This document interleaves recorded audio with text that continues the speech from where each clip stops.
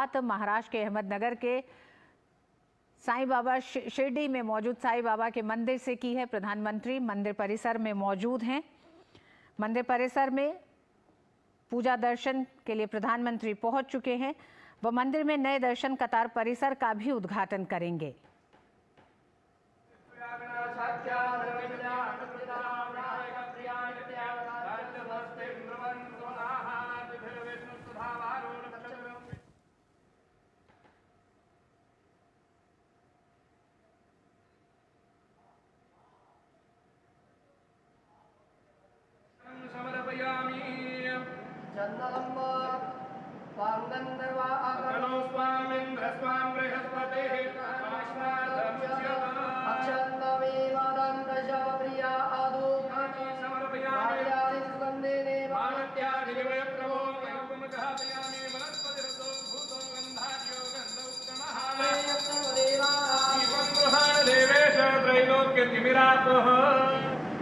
ओम प्राणाय स्वाहा भगवानाय स्वाहा व्यानाय स्वाहा।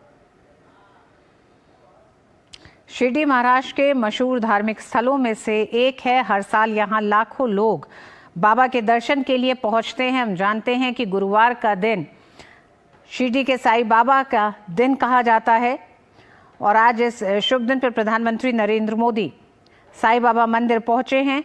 साईं बाबा के दर्शन के लिए इस मंदिर की प्रसिद्धि सिर्फ महाराष्ट्र तक ही सीमित नहीं है, बल्कि बाबा का दर्शन करने लोग विदेशों से भी आते हैं।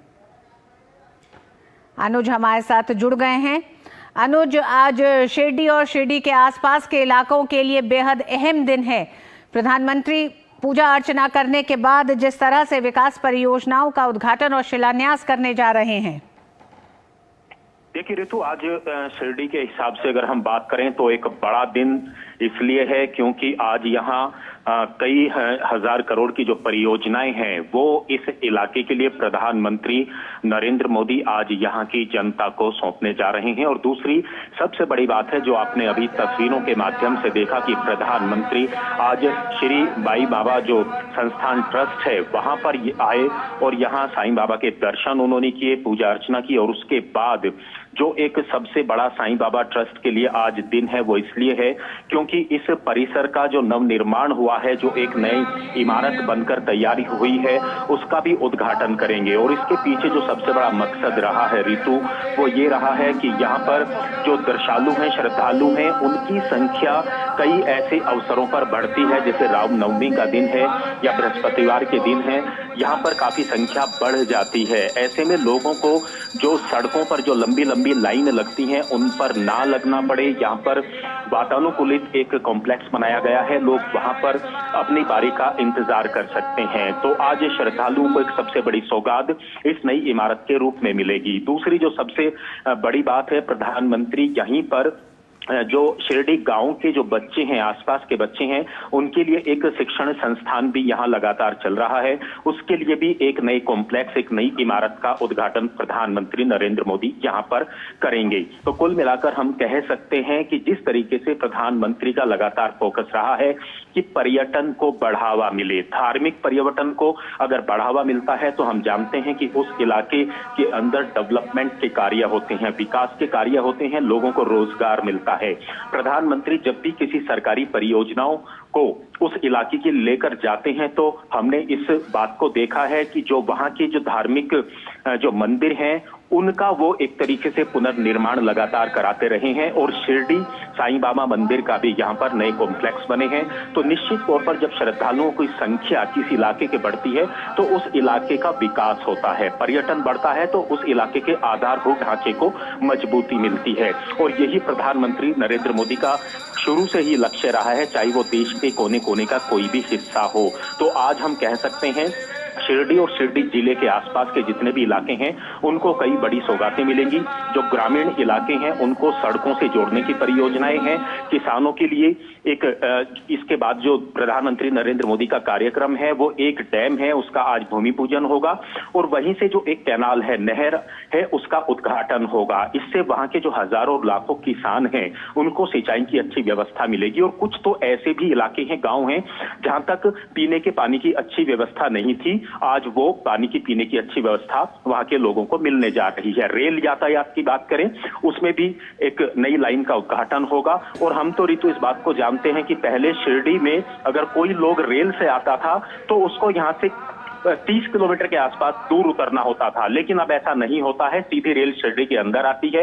हवाई मार्ग की बात करें तो पहले औरंगाबाद कई सौ किलोमीटर दूर हवाई अड्डा होता था, लेकिन प्रधानमंत्री नरेंद्र मोदी के प्रयासों से अब लगातार पिछले कई वर्षों से यहाँ पर हवाई अड्डा भी चल रहा है। तो धार्मिक पर्यटन को बढ़ावा देना, इलाके का विकास करना, ये एक सबसे बड़ा फोकस प्रधानमंत्री नरेंद्र मोदी का रहा है और जिसके गवाह आज यहाँ की जनता एक बार फिर से बनने जा रही है। ऋतु जी अनुज, बिल्कुल सही आपने कहा कि हम जानते हैं कि प्रधानमंत्री नरेंद्र मोदी ने हमेशा से कल्चरल इंफ्रास्ट्रक्चर डेवलपमेंट पर जोर दिया है और जिसके कई ऐसे उदाहरण देश के सामने हैं। अगर बाबा विश्वनाथ कॉरिडोर की हम बात करें, महाकाल कॉरिडोर की बात करें, तो ये तमाम वो स्थल रहे हैं, पूजा के स्थल रहे हैं, धार्मिक स्थल रहे हैं, जिनका एक तरह से एक नव निर्माण किया गया है और श्रद्धालुओं को, आने वाले तमाम भक्तों को किसी तरह की समस्या ना हो, इसको ध्यान में रखा गया है। और इसी लिहाज से देखा जाता है अनुज की जिस तरह से शिरडी में भी नया दर्शन कतार परिसर 2018 में प्रधानमंत्री ने ही इसकी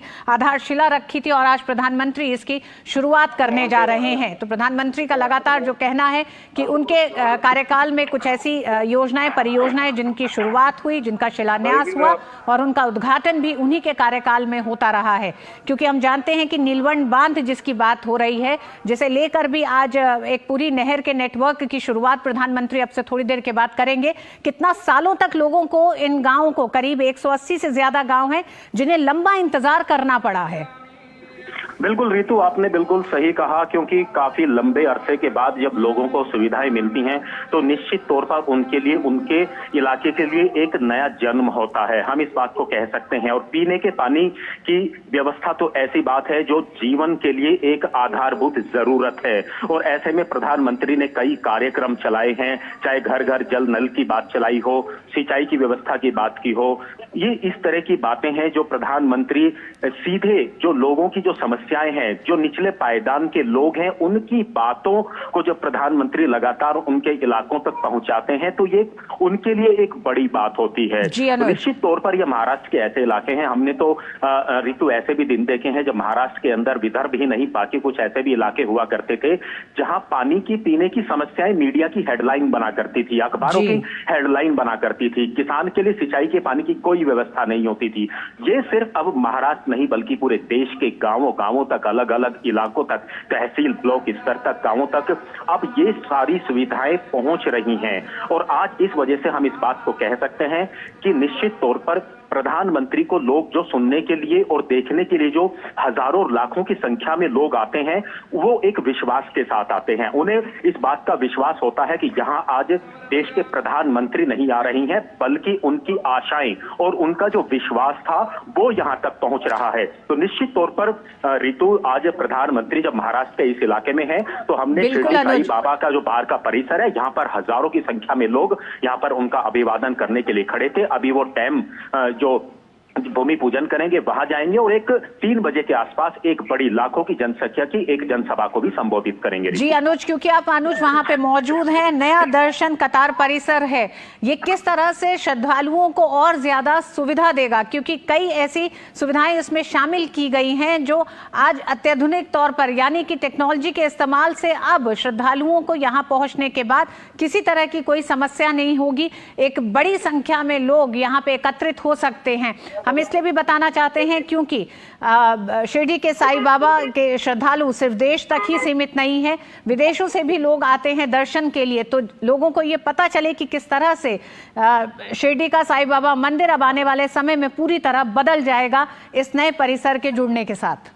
देखिए ऋतु, इस बात के तो हम भी गवाह हैं कि जब आज से अगर हम 10 साल पहले यहाँ पर आए थे, या आप लोग आए होंगे, बाकी दर्शक लोग जो हमें सुन पा रहे हैं, देख पा रहे हैं, वो यहाँ पर आए होंगे तो उन्होंने पिछले 10 वर्षों के अंदर एक बहुत बड़ा बदलाव देखा है। हम जानते हैं कि जो श्रद्धालु जब आते हैं और बड़ी लाइनें लगती हैं तो सड़क के किनारे ही जो है संस्थान ने शेड्स बनाए हुए हैं ताकि लोग उन शेड्स के अंदर बारिश और पानी से बचते हुए यहाँ पर आए, धूप से बचते हुए आए, लेकिन वो काफी नहीं होता है। हम जानते हैं कि इस इलाके के अंदर 12 महीने ज्यादातर जो तापमान है वो गर्म रहता है। इन्हीं बातों को ध्यान में रखते हुए जो नया कॉम्प्लेक्स बना है वो पूरी तरीके से ऋतु वातानुकूलित है, पूरी तरीके से एयर कंडीशनड है और सबसे अच्छी बात है कि लोगों को अब लाइनों में खड़ा नहीं होना पड़ेगा। वो वहां अपनी बारी का आराम से विश्राम कर सकते हैं, इंतजार कर सकते हैं और वहां पे बकायदा वहां पे एक तरीके से बोर्ड लगाए गए हैं और उसमें ये सारी चीजें वहां दिखाई देती हैं, एलईडी दिखाई देती है कि आप कितनी देर में आपका नंबर आएगा। और दूसरी सबसे बड़ी बात है पीने के पानी की वहां व्यवस्था है। बच्चे अगर वहां हैं तो बच्चों के लिए एक